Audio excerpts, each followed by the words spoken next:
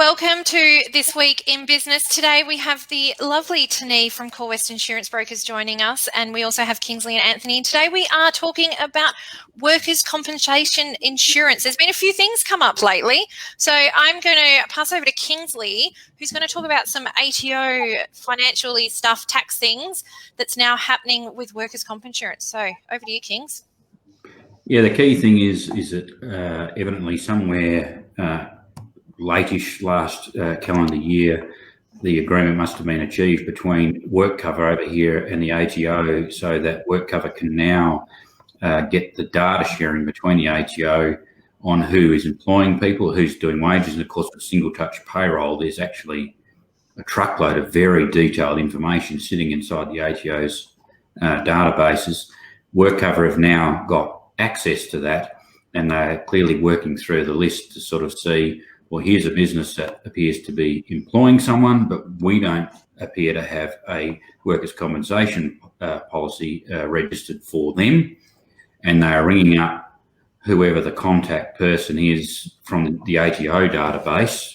So in some cases, I've had some phone calls. Sometimes they probably are ringing the taxpayer direct to say, hello, Bob, we see that you have employed someone and you don't appear to have a workers' comp policy.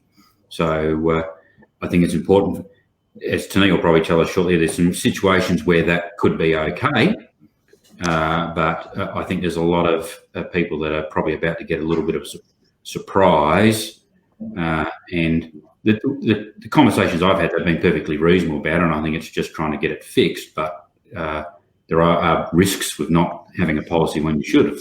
I'm sure Tahnee will give us a bit on that as well, but that's what's going on out there, and so if you're in that boat, I think you will get a call sooner or later on that issue if you haven't got a cover when you should have.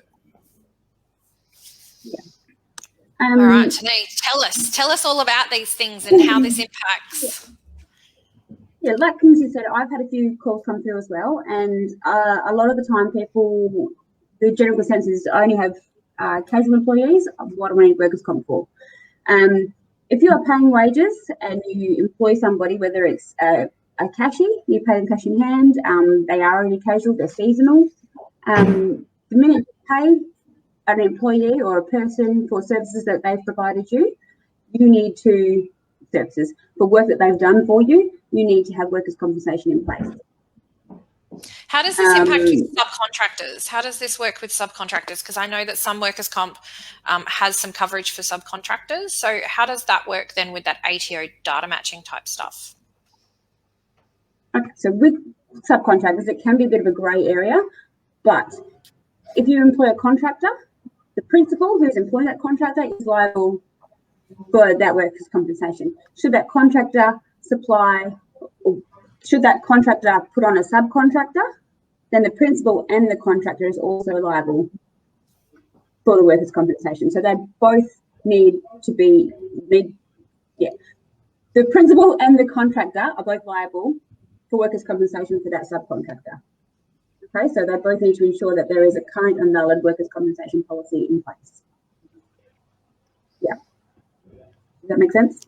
Yeah. And are there fines if people don't have the adequate coverage, or they've underdeclared their wages? There is. I mean, workers' comp's not workers' comp. WorkCover isn't going to come down and some little sole trader business that simply forgot to renew their workers' compensation or pay it, or just simply forgot to put it in place. They're more about educating and assisting businesses to get that cover in place and get the right cover.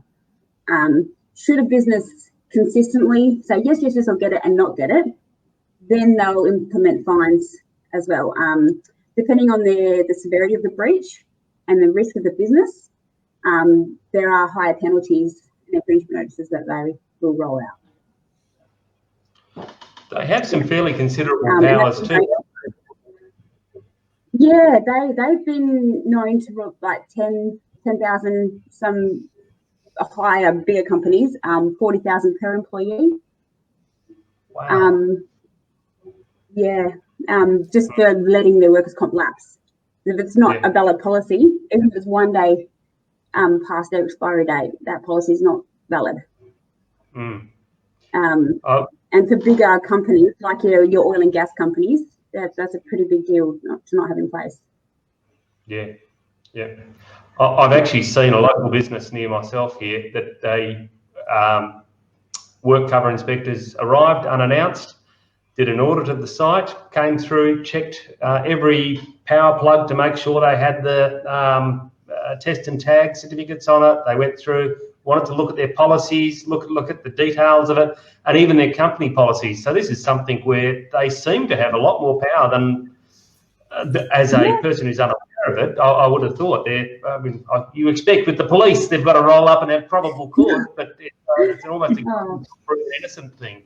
Oh, they do. And having your safety, like your monthly safety checks and things in place, just going through takes 15 minutes and ticking them off.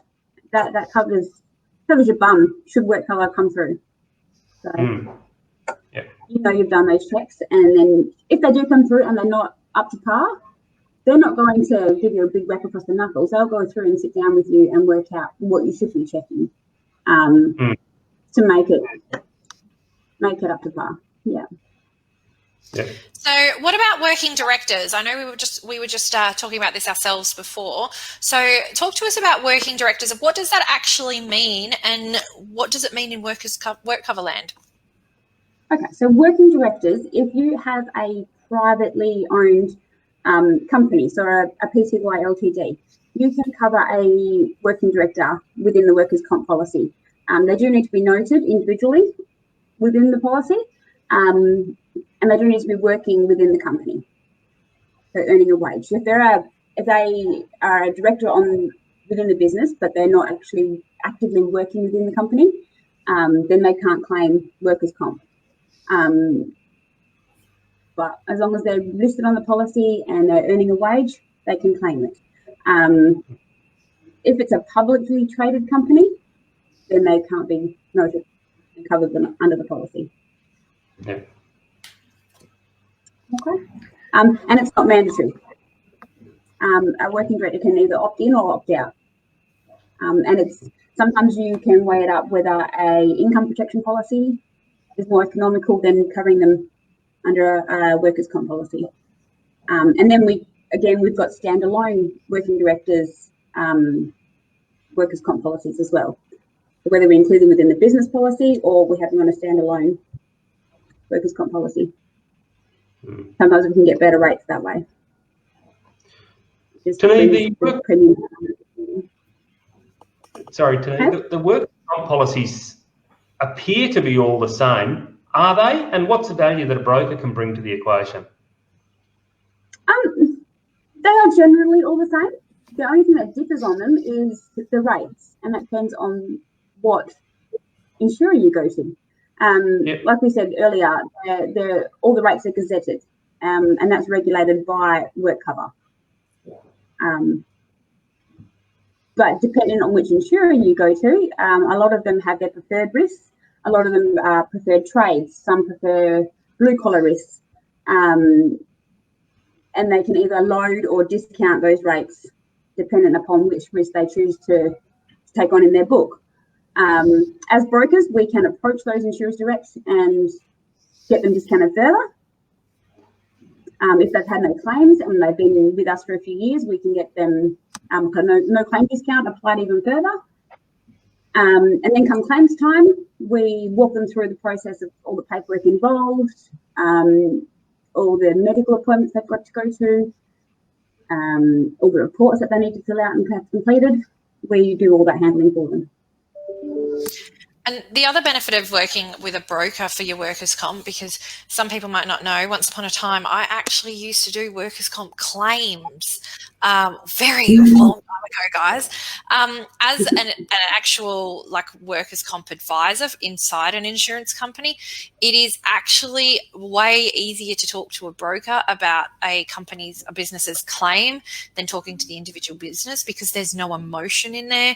There's no feeling like there's someone that they're having to pay out the money, like the person you're talking to about the actual claim management is not really the person paying out the money for the wages and having to claim.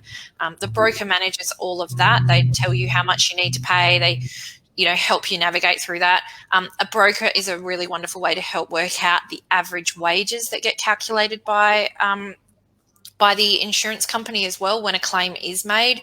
So because that calculation can be interpreted in a couple of different ways, and it is a set calculation that WorkCover sets, but there's a lot of vagueness in there, especially around leave loading and casual hours. So it helps having a broker there. We advocate on behalf of the client. We don't work on behalf of the insurers, so we try and get the most out of the insurers for the client. All right. Does anyone else have anything they want to talk about workers' comp today? Oh, Kingsley, you're on mute. You're gone again. The only one quick thing I do see situations sometimes where a working director has made the decision to put themselves on workers' comp, which is good, and then you raise with them, if they have an accident, well, it's fine, I'm on workers' comp, but of course, if they have the accident water skiing on the weekend and they can't work, they've still got a problem. And so for many working directors, owners of businesses, you probably still do need income protection, particularly if you've got a lot of debt. So just bear in mind, workers' comp is for work. If you're a working director and you have got all the other part of your life still exposed to risk. Correct, and that's just a matter of sitting down with them and seeing whether they need a personal accident and sickness policy, which is a lot cheaper than an income protection policy, or they have something included in their life insurance. They can get some income protection combined in there as well. There's a few different ways they can go about it. There's just which way works best for them. All right. Well, thank you so much, Tahnee and Anthony and Kingsley, for joining us today. I think this has been really handy. If you do want some advice or some information about your workers' comp insurance and you are a business member, please just reach out to Tahnee in the Facebook group or via email. Reach out to her. She's here to help and here to support your business to achieve your goals and make sure that you've got the right things in place. If you do have questions about income protection insurance or life insurance or any of those other things that Tahnee has mentioned, you can contact Kevin Salas at Salas Financial Planning. That is his area of specialty, so he can help you with that as well. And it is possible for Tahnee and Kevin to work together to come out with what the right outcome is for your business and what the right decision is. So that's available for our business members. Please jump on it. They're here to help you. We're all here to help you and support you. So thank you very much, guys, and we will talk to you again next week. Thanks. Brilliant. Thanks a lot.